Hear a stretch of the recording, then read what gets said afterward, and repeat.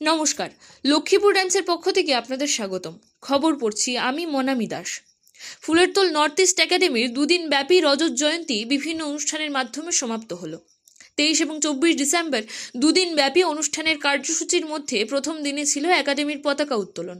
সকালবেলা স্কুল চত্বরে আনুষ্ঠানিকভাবে পতাকা উত্তোলন করেন ফুলেরতোল নর্থ ইস্ট একাডেমির অধ্যক্ষ নন্দকিশোর সিংহ। তারপর উক্ত স্কুলের প্রয়াত শিক্ষক এবং শিক্ষয়িত্রীদের প্রতি পুষ্পার্ঘ্য অর্পণ করেন উপস্থিত সবাই। সকাল 9:30টায় স্কুল প্রাঙ্গণ থেকে এক বিশাল সাংস্কৃতিক শোভাযাত্রা বের হয়ে ফুলেরতোল এবং লক্ষ্মীপুর শহরের প্রধান প্রধান সড়ক পরিক্রমা করে পুনরায় স্কুল প্রাঙ্গণে এসে সমাপ্ত হয়। তারপর অবসরপ্রাপ্ত শিক্ষকদের লাল চাদর দিয়ে বরণ করে তাদের সংবর্ধনা দেওয়ার পাশাপাশি তাদের হাতে উপহার স্বরূপ সামগ্রী তুলে দেন উক্ত স্কুলের শিক্ষক মণ্ডলী।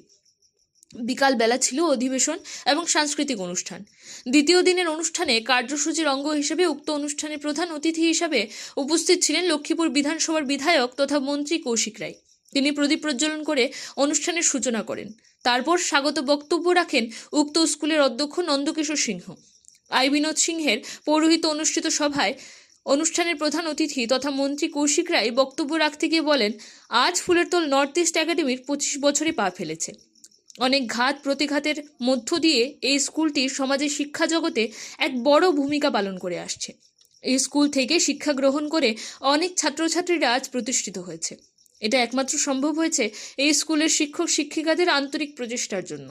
তার জন্য তিনি স্কুলের অধ্যক্ষ সহ প্রত্যেক শিক্ষক শিক্ষিকাকে অশেষ ধন্যবাদ জানান। সেই সাথে স্কুলের উন্নয়নে তিনি 5 লক্ষ টাকা মঞ্জুর করার প্রতিশ্রুতি দেন। অনুষ্ঠানে মন্ত্রী কৌশিক রায় ছাড়াও আরও অনেকে বক্তব্য রাখতে গিয়ে স্কুলের শিক্ষাদানের অনেক প্রশংসা করেন। তাছাড়া উক্ত অনুষ্ঠানে সমাজের বিভিন্ন ব্যক্তিদের সংবর্ধনা দেওয়া হয়। বিকালবেলা থেকে শুরু হয় সাংস্কৃতিক অনুষ্ঠান।